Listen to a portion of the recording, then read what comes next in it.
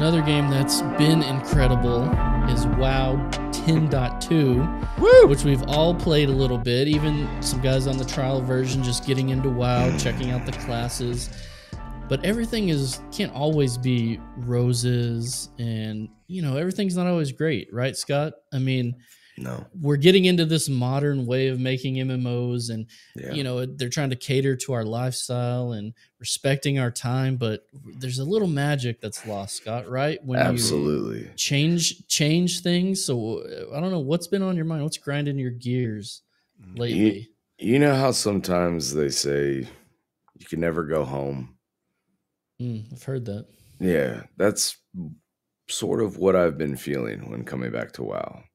Getting a lot of familiar feelings, but at the same time, there's just something that's missing. And I've been trying to put it together. I've talked about it in one of my videos before about a lot of the things that made the original WoW good, that just because you turn it into classic doesn't make it good again, because it wasn't just about it being classic.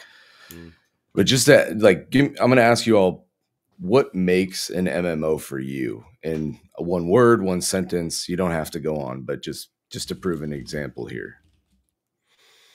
Community. That Variety. really Anybody is. else?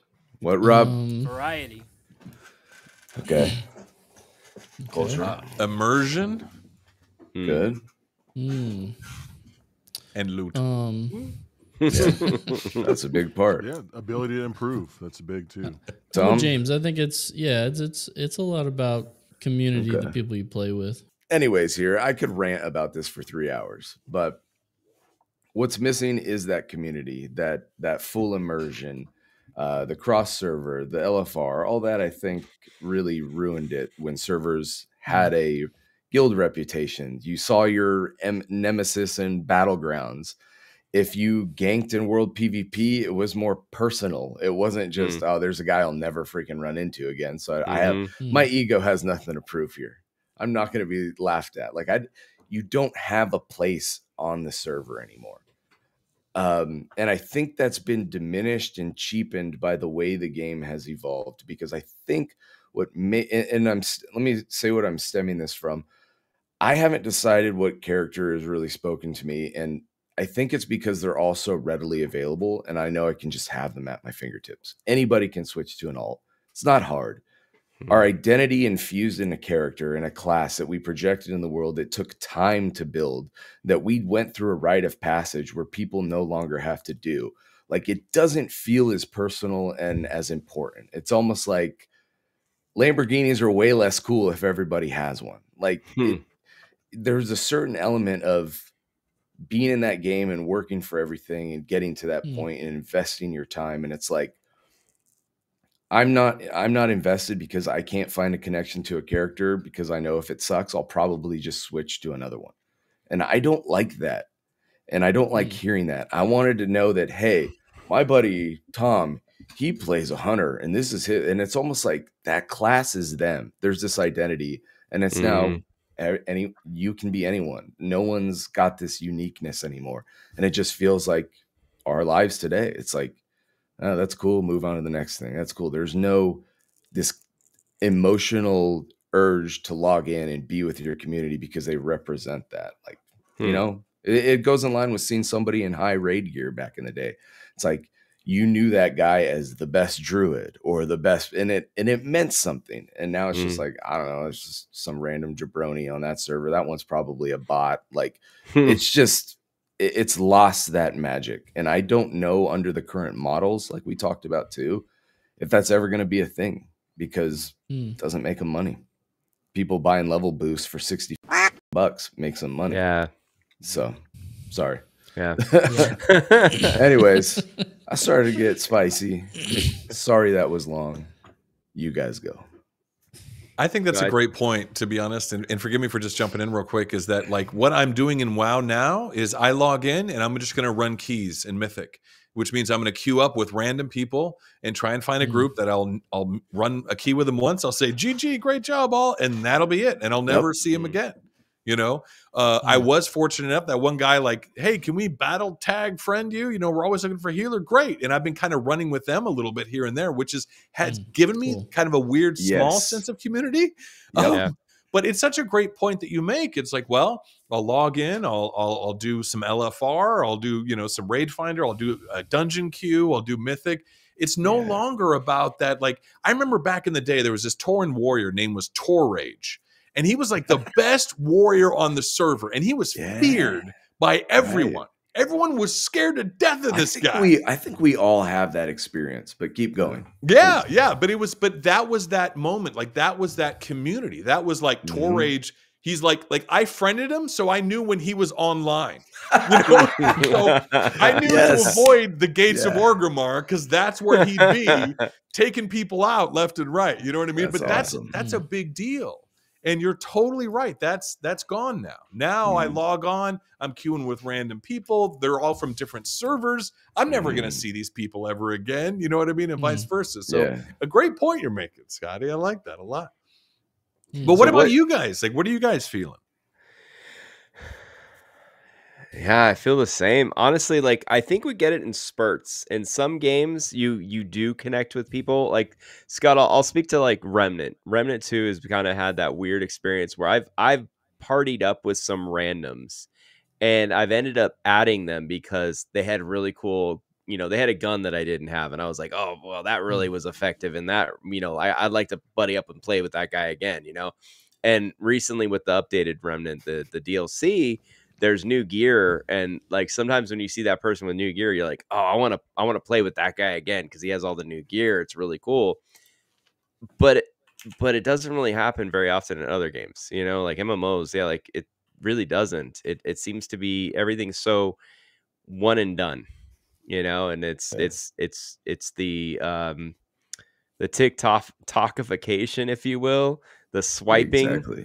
It's the swiping of the instances. It's the swiping of, oh yeah, that's done. Great job, everybody. Okay, moving along, you know. And Coltrane, it's cool to hear that you actually had an experience where somebody was like, hey, let's get Coltrane back in our mix. Like he was great. Like he did an awesome job, you know.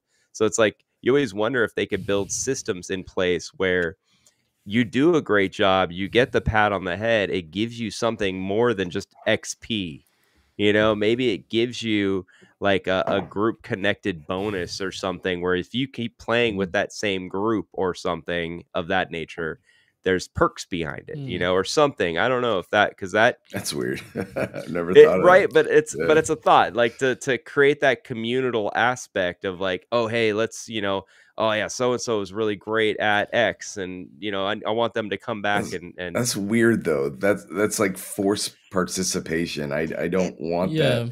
I want to engage with people because it's fun and to my benefit, like from the game mechanics standpoint, not because I just want to be rewarded. Yeah, but come on, I mean, James, we got kids. Yeah, so this is what so many kids. Here's the little technical twits again. Come on, show some emotion, people. It's not even technical. The real issue that it comes down to is that we were all young. We didn't have like the same time we have now. The time that we got on was the same time every day. Yep. Yeah. The only thing I do at the same time every single day is get up in time for work, get home, make food at a certain time, and maybe get on the time that I want to get on, but it's going to be changed, just like this podcast. Like we can all make it on certain days, other days we can't. It's like life has hit us in a way to where there's no longer a routine because it's no longer our priority. When our priority was just go to work and play video games, that was a lot different. So you still have those people on, I believe, that is like, oh my gosh, Coltrane's on. Oh gosh, Scott's on. And you see these same players, but you have to be on the same time every single day, like a job, which is how we used to play these games. Sure, I don't have that kind of time to play the games like that. So I hope that I can log on when some of the people I know are logged on, so I can at least have some remnant of that experience. Yeah. But it's not going to happen because our days change so often and our times are missed. And it's like, so those players that you're trying to play with, you're never going to play with them again because you're on at different times than you used to be, and possibly they are too. They could be in the same boat, or they're that player that plays at 5 o'clock every single day until 8 o'clock. Because I used to do it, like I said, a job. I played 4 hours a day, same time, every single day of the week, and that's how you develop that community. But now their lives are all upended with responsibility priorities. We're in this weird bubble to where we all want to play. We all want to play that amount of time, but our times are so different that we can no longer force that community feel that we used to have. I agree with you, and that's a great point. And I think maybe I'm projecting a little bit of that part of my life onto the game too. But as a counterpoint, I would say, and not just to you, but to me also, like, get a different game, noob. Like, this is what makes MMOs good. And if you can't do that, then you shouldn't be playing MMOs right now.